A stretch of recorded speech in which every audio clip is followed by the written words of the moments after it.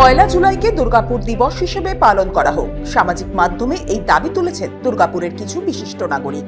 আমরা সকলেই জানি পয়লা জুলাই পশ্চিমবঙ্গের প্রাক্তন মুখ্যমন্ত্রী ডক্টর বিধানচন্দ্র রায়ের জন্মদিন ও তিরোধান দিবস। দুর্গাপুর গড়ার ক্ষেত্রে বিশেষ করে দুর্গাপুর ইস্পাত, ডিপিএল ইত্যাদি শিল্প তার হাত ধরেই এসেছিল এবং ভারতের মানচিত্রে গোড়াপত্তন হয়েছিল এক শিল্প শহরের। জার্মানির রুর অঞ্চলের সাথে তুলনা করে দুর্গাপুর খ্যাতি লাভ করেছিল ভারতের রুর হিসাবে। এবার সোশ্যাল মিডিয়ায় পয়লা জুলাইকে দুর্গাপুর দিবস হিসেবে ঘোষণা ও পালন করার দাবি উঠল। এই আধুনিক আজকের দুর্গাপুর তৈরি হয়েছে কিন্তু বিধান রায়ের মাথার চিন্তা ভাবনা পরিকল্পনা থেকে। সেই জন্য এই দিনটাকে দুর্গাপুর দিবস হিসাবে পালন করার জন্য আমার অন্তত সবার কাছে আবেদন।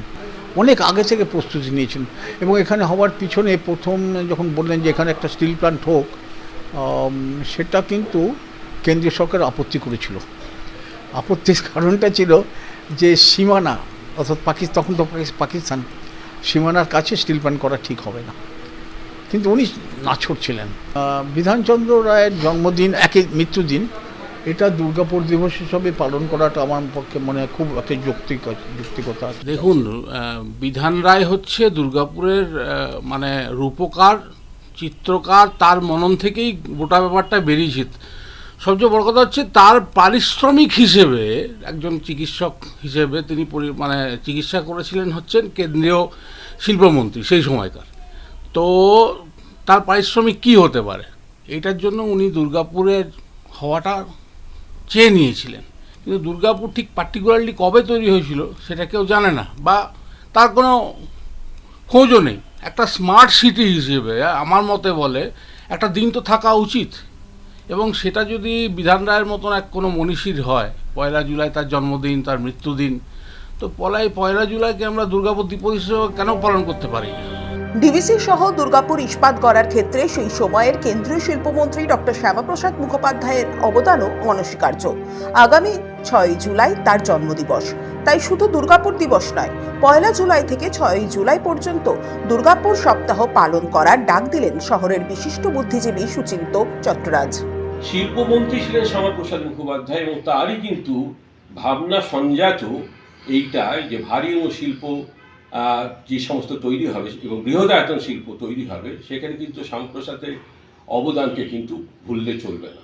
সুতরাং আমার মনে হয় এটাকে বিশেষ করে পয়লা জুলাই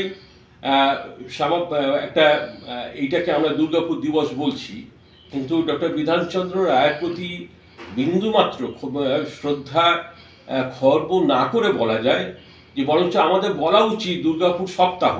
সেক্ষেত্রে পয়লা জুলাই যেমনি ডক্টর বিধানচন্দ্র রায়ের জন্মদিনকে আমরা শ্রদ্ধার সাথে স্মরণ করতে পারবো, সেরকম 6 জুলাই বা 6 জুলাই শ্যামাপ্রসাদ মুখোপাধ্যায়, যিনি প্রথম এই সলতে পাকিয়েছিলেন ভারী শিল্প এবং বৃহদায়তন শিল্পর ক্ষেত্রে কেন্দ্রীয় শিল্পমন্ত্রী হিসেবে, তাকেও আমরা সমানভাবে সশ্রদ্ধ চিত্রে স্মরণ করতে পারব।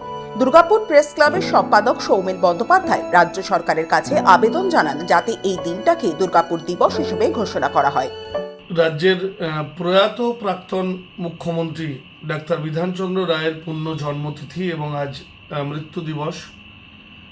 দুর্গাপুর ডক্টর রায়ের মানসপুত্র, গোটা রাজ্যের সার্থক রূপকার যদি বলা যায় তাহলে ডক্টর বিধানচন্দ্র রায় প্রাতঃস্মরণীয় আজও বঙ্গবাসীর কাছে। কিন্তু যেহেতু শালপিয়ালের জঙ্গল ঘেরা একদিন দুর্গাপুর গড়ে উঠেছিল, যার হাত ধরে, যার প্রচেষ্টায় সেই ডক্টর রায়কে শ্রদ্ধার সাথে প্রতি বছর স্মরণ করে দুর্গাপুরের আপামর জনসাধারণ, আবাল বৃদ্ধ বনিতারা আজ এক উৎসবের মেজাজে ডক্টর রায়ের জন্মদিনে। তাই এই দিনটিকে যদি শুধুমাত্র ডক্টর ডে হিসাবে চিহ্নিত না করে দুর্গাপুর দিবস হিসাবেও চিহ্নিতকরণ করা যায়, সেই বিষয়ে আমার আবেদন থাকলো ব্যক্তিগতভাবে। তাই আমরা চাই এই বিশেষ দিনটিকে দুর্গাপুর দিবস হিসাবে রাজ্য সরকারের পক্ষ থেকে ঘোষণা করা হোক এবং দুর্গাপুরবাসী এতে গর্ব অনুভব করবেন এবং ডক্টর রায়ের প্রতিও সেটা আমাদের একটা বিশেষ শ্রদ্ধার্ঘ্য অর্পণ করা হবে। পয়লা জুলাইকে দুর্গাপুর দিবস হিসেবে পালন করার এই প্রস্তাবকে স্বাগত জানিয়েছেন দুর্গাপুরের দুই বিধায়ক লক্ষণচন্দ্র ঘড়ুই ও চন্দ্রশেখর বন্দ্যোপাধ্যায়। তারা শহরের বিশিষ্ট মানুষদের উদ্দেশ্যে জানিয়েছেন ওনারা এই প্রস্তাব লিখিত আকারে দেবেন মুখ্যমন্ত্রীর কাছে। এটাকে বাস্তবায়িত করার উদ্যোগ বিধায়কগণ নেবেন। এটা মনে হয় যে আমার কাছে সঠিক কথা বলছেন, কারণ বিধানচন্দ্র রায় দুর্গাপুরের উপকার, আর তার হাত ধরেই এই শিল্পনগরী গড়ে উঠেছিল, তার হাত ধরেই দুর্গাপুর প্ল্যানিং সিটি তৈরি হয়েছে। সারা দুর্গাপুর মানুষ এখনও তাকে স্মরণ করে। আজকে আমার শ্রদ্ধার সঙ্গে তার দিন পালন করলাম। যারা বলেছেন অবশ্যই এমন যুক্তিকতা আছে, ঠিক কথা বলেছেন, আমিও একমত এই বিষয়ের উপরে। কিন্তু এই বিষয় তো বললে হবে না, সঠিক জায়গাতে পৌঁছাতে হবে। আমি আমার পক্ষ দিয়ে আমাকে যারা যারা বলছেন সমাজে বা মানুষ যারা আছেন, সমাজে যারা আছেন, তারা যদি লিখিত আকারে দেন, আমি সেই কথা বা সেই চিঠি মুখ্যমন্ত্রী পৌঁছে দেবো, সিদ্ধান্ত মুখ্যমন্ত্রী নেবেন। আমি মনে করি এটা সঠিক তো বলেছেন এবং হওয়া উচিত। অবশ্যই করে একমত। এই প্রস্তাব আমি তো বলতে পারি না, উত্থাপন করার কথা হচ্ছে পিপল অফ দুর্গাপুর।